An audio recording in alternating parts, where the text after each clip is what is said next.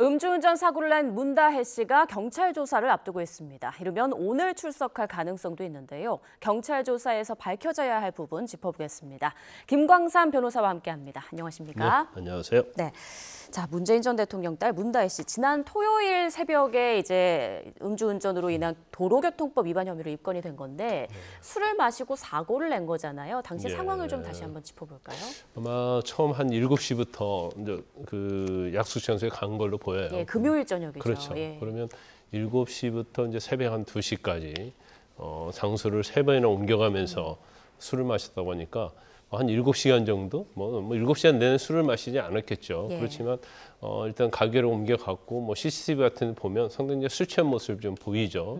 그러면서 운전을 하고 지나러 가는데 그 공개된 CCTV 보면 뭐 갈 때 보니까 잘못된 행인도 좀 칠 뻔하고 예. 이제 그런 위험한 상황이 여러 번 있었어요. 그리고 나서 이제 이태원의 삼거리에서 사실은 좌회전을 하려고 했던 모양인데 우회전 차선이 있었던 거죠. 그러니까 본인이 이제 술에 취해서 명정 상태가 됐기 때문에 좌회전 차선과 우회전 차선을 좀 구분을 못했다 이렇게 볼 수 있어요. 예. 그래서 우회전 차선에서 정차했다가 좌회전 신호를 받고 좌회전을 하다가 결과적으로 뒤에서 오던 택시 오고 같이 접촉이 된 거죠. 예. 그래서 물론 뭐 아마 그런 상황에서 뭐 아주 중상을 입는다랄지 아니면 차량이 아주 크게 파손되지는 않았다 할지라도 일단 그 택시 운전사가 경상을 입었다고 그럽니다. 네. 그래서 단순한 음주운전으로 끝나는 게 아니고 택시 운전사가 상해를 입었기 때문에 음주운전하고 또 교통사고 특례법상 금지 위반 되기 때문에 예.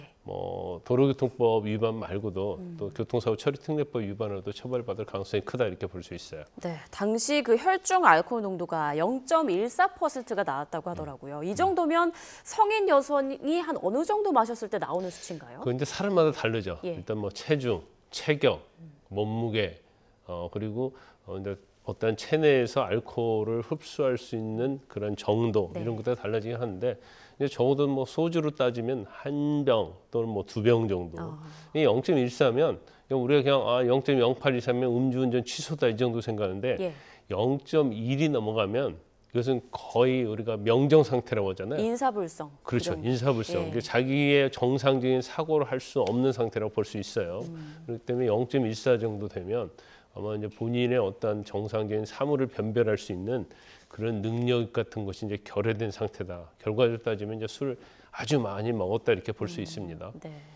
그 당시 상황들이 지금 CCTV 영상에 고스란히 이제 담겨 있는데 그 사고 당시 모습을 보면 우회전 차선인 2차로에서 이제 좌회전 깜빡이를 켰고요. 네. 그렇게 좌회전을 하다가 사고가 난 건데 빨간불인데 이제 교차로에 진입을 한 거잖아요. 이러면 네네. 신호 위반 혐의까지 추가가 되는 건가요? 교차로 진입하는데 이제 어느 선에서 했는지 정확히는 모르겠어요. 예. 그렇지만 우회전 차선에 있었으면 우회전 차선의 신호를 받아야 하잖아요. 그렇죠. 근데 이제 좌회전 차선으로 갔기 차선 신호를 받았기 때문에 뭐 신호 위반의 가능성도 이제 상당히 있다 이렇게 볼 수 있습니다. 그런데 우리가 지금 뭐 언론에서는 단순히 도로교통법 위반이다 음주운전이기 때문에 그렇게 보도가 되고 있는데 이 음주운전 말고요. 예. 이 정도로 취한 상태면 알코올에 이제 중독됐다 이렇게 볼 수 있거든요.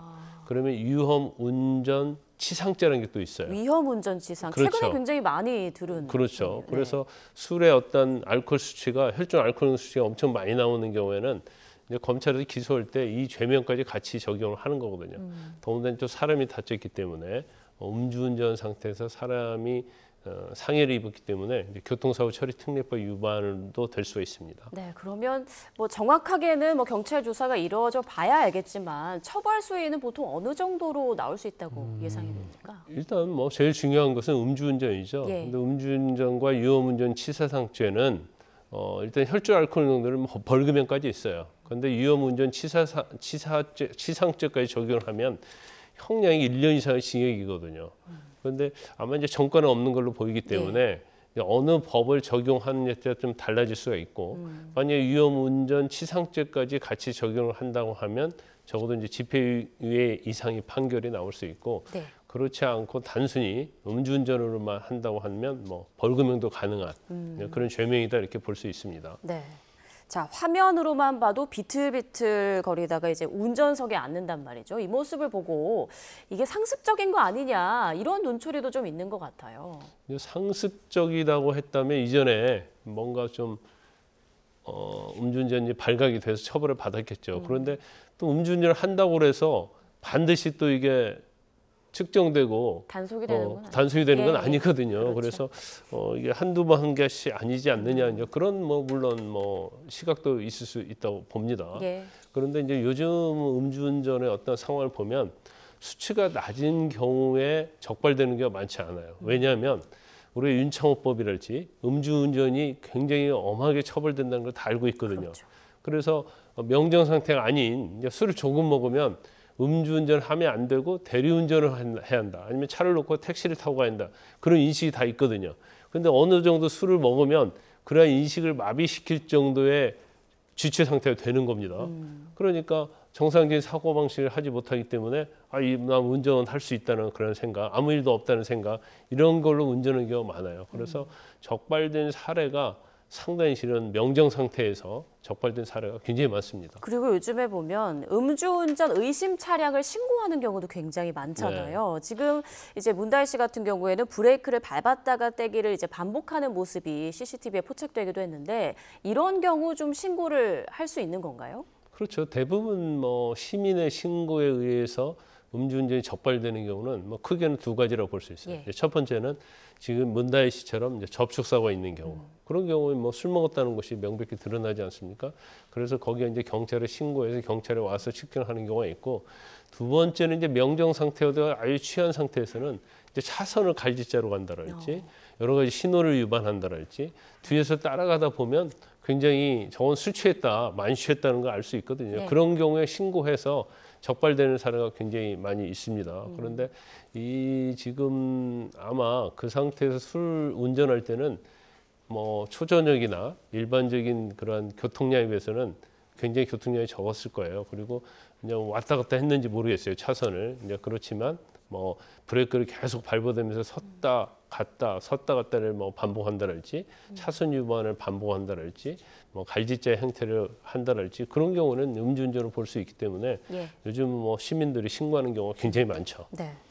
자, 그런데 문다혜 씨가 타고 있던 이 차량, 문재인 전 대통령이 양도한 차량으로 알려지면서 더 주목이 되고 있는데 체납한 이력도 있다고요. 네네. 캐스퍼라고 아주 경차죠. 그런데 문재인 대통령이 상당히 그 당시에 이제 광주에서 이 차량을 제조할 때 지방과 이제 상생하는 그런 차원에서 회사를 만들어서 제조를 했거든요. 그래서 문재인 대통령이 이걸 그 당시에 스스로 하나 구입을 했고 올해 4월에 문다혜 씨한테 양도를 했다고 그럽니다. 그런데 제주도에서 운전을 하다가 이게 과태료 체납을 됐던 모양이에요. 그런데 일반적으로 이제 과태료 체납은 신호 위반할지 아니면 차선 위반 그런 경우에 있어서 이제 과태료가 부과되는데 과태료 부과되면 바로 부과됐다는 그 서민이 날라오죠. 그럼 바로 이걸 그렇죠, 납부하죠. 납부를 해야 하는데 이제 납부를 하지 일정 기간 동안 납부하지 않으면 차에 대해서 압류 처분을 하게 돼요.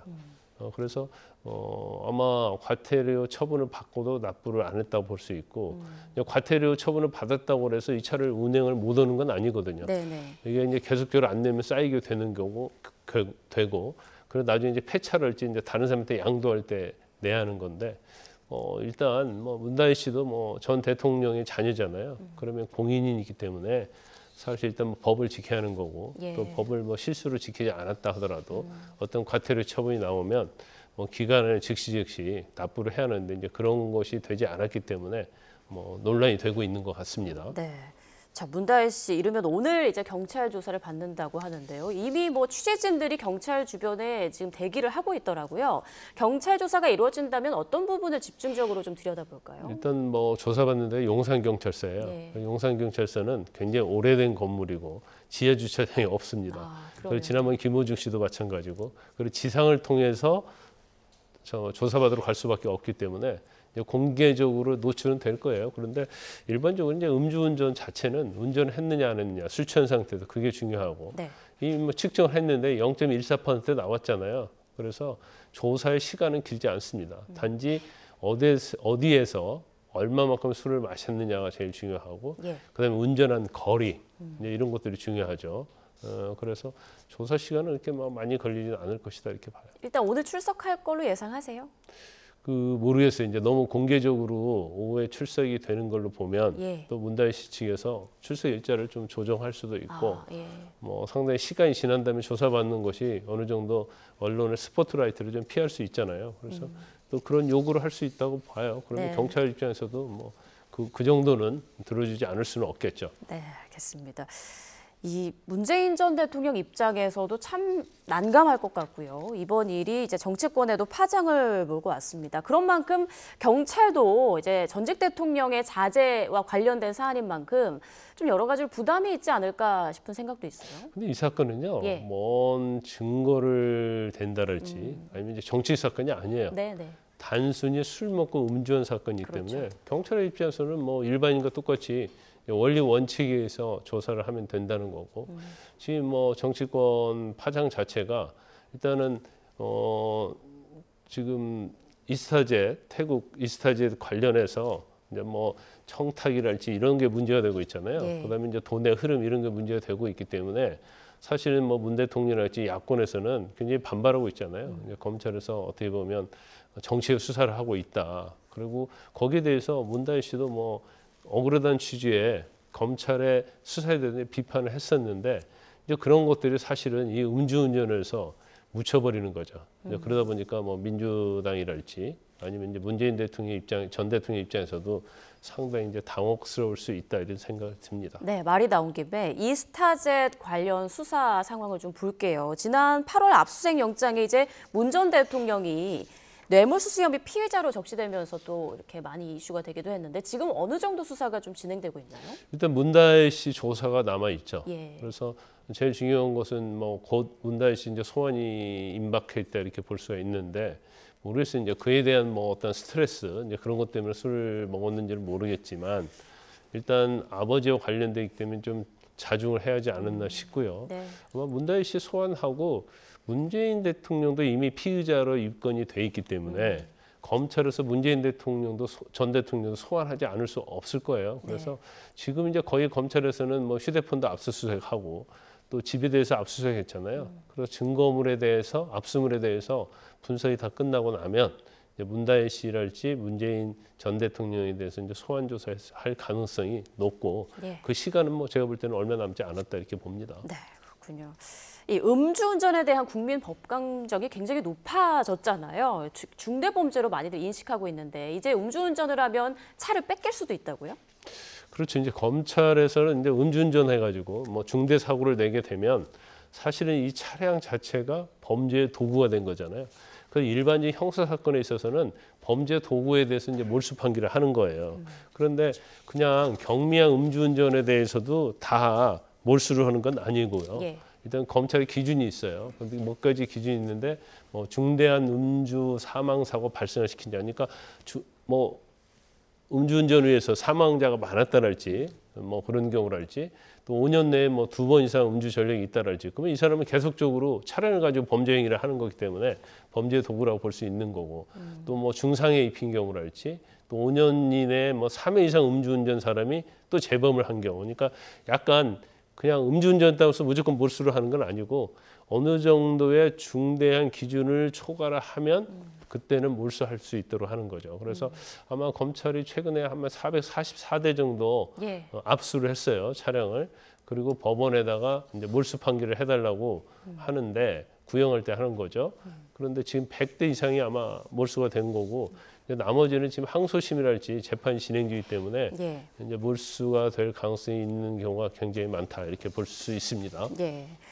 자, 음주 관련 사고 몇 가지만 좀 보겠습니다. 지난 5일 새벽 그 포르쉐를 몰던 운전자가 도로 통제 차량을 들이받는 사고가 있었는데 운전자가 음주 측정을 거부했다고 하더라고요. 이런 경우에는 또 다른 뭐 처벌을 내릴 수는 없는 건가요? 측정 거부는요. 예. 이제 일반적으로 음주 측정을 하면 네. 0.08 이상이 나오면 취소 수준이죠.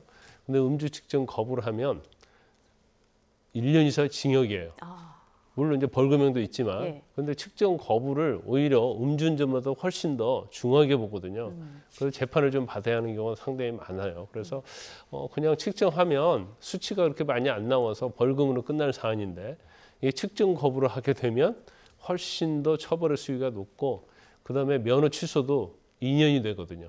그래서 받는 불이익이 훨씬 많음에도 불구하고 그러네요. 예. 일단 뭐 걸리게 되면 측정 거부를 하는 사람이 상당히 많아요. 이제 그로 인해서 훨씬 더 많은 불이익이 가고 재판도 받아야 하고요. 경우에 따라서는 전과가 있으면 이제 구속될 가능성도 큽니다. 예.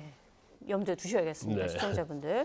그리고 그 주차 후에 39초 동안 소주 한 병을 마신 그 60대 남성에게 재판부가 이제 무죄를 선고를 했어요. 그리고 그 최근에 국민적 공분을 산 그 뺑소니 마세라티 운전자도 음주운전 혐의는 적용되지 않았다고 하는데 이 사례들은 왜 그런 건가요? 일단요, 음주운전을 해서 사고를 낸다랄지 아니면 사고를 내지 않았다 하더라도 도망간다랄지 일정 시간을 버티면 혈중 알코올 농도가 다 없어지는 거잖아요. 그럼 음주 측정을 해서 혈중 알코올 농도가 나오지 않기 때문에 처벌받을 수 없어요. 예. 그래서 우리가 이제 술타기라고 해서 경우에 따라서는 그냥 도망가 버려서 그냥 돌아오지 않으면 나중에 이제 자수하면 되는 거거든요. 그럼 음주운전 때는 증거가 없으면 처벌할 수 없어요. 그런 경우가 있고, 그렇지 않고 처벌받을 가능성이 크고 경찰의 추적을 받는다든지 그러면 바로 김호중 씨처럼 뭐 편의점에 들어가서 뭐 술을 먹는다랄지 예. 아니면 거짓말로 내 차에 있었는데 내가 소주 한 병을 다 마셨다 이렇게 돼버리면 이 사람이 운전한 것이 이전에 취한 상태에서 음주운전을 한 것인지 아니면 소주 한 병을 마신 이후에 혈중 알코올이 분간이 가지 않죠. 그래서 이번에 무죄가 나온 사례 자체는 사실 이 사람은 주차를 했어요. 술 취해 뭐 CCTV 보면 술 취한 게 명백하거든요. 네. 근데 차 안에서 자기가 차 안에 있는 시간이 주차한 시간이 39초였는데 39초 동안 자기가 소주 한 병을 먹었다고 이렇게 얘기한 거예요. 그걸 주장을 계속 한 거예요. 그래서 이제 경찰이 그러면 그 전에 먹은 술과 어떤 측정을 해보니까 소주 한 병 먹은 건 빼야 할 거 아니에요. 진짜 먹었다고 하면. 근데 그렇게 하고 기소를 했는데 문제가 뭐냐면 유두마크랄지 이건 다 계산해서 한 거죠. 예. 그러면 소주 한 병을 먹기 전에 얼마 정도의 술 취한 상태였느냐를 입증을 해야 하는데 그 전에 이 사람이 어디에서 술을 얼마나 먹고 시간이 얼마 지났고 이거에 대해서 수사를 제대로 안 한 거예요. 그러니까 그것이 안 나온 상태에서 소주 한 병 먹은 걸 빼버리니까 이건 증거가 명확하지 않다 해서 예. 이제 무죄를 선고한 사례인데 지금 뭐 김호중 씨 사건 이후에 김호중법이라고 그게 행안위 상임위에서는 통과가 됐어요. 네. 아직 법사위에 있거든요. 그래서 술을 먹고 나서 음주운전을 하고 나서 음주운전을 피하기 위해서 술을 더 추가로 먹으면 술타기를 하면 이제 1년 이상의 징역, 5년 이하 징역, 5년 이하 이런 식으로 처벌하는 법이 돼 있는데 지금 뭐 국회에서 워낙 정쟁 법안 때문에 서로 싸우다 보니까 예. 아직 통과가 되지 않고 있습니다. 네, 빨리 좀 법이 통과가 돼야 될 것 같습니다. 자, 음주운전 혐의로 입건된 문다혜 씨 오늘 경찰에 출석할지 좀 관심이 집중되고 어떤 발언을 할지도 궁금해지는데요. 이따 관련 상황은 들어오면 또 속보로 전해드리겠습니다. 지금까지 김광삼 변호사와 함께했습니다. 고맙습니다.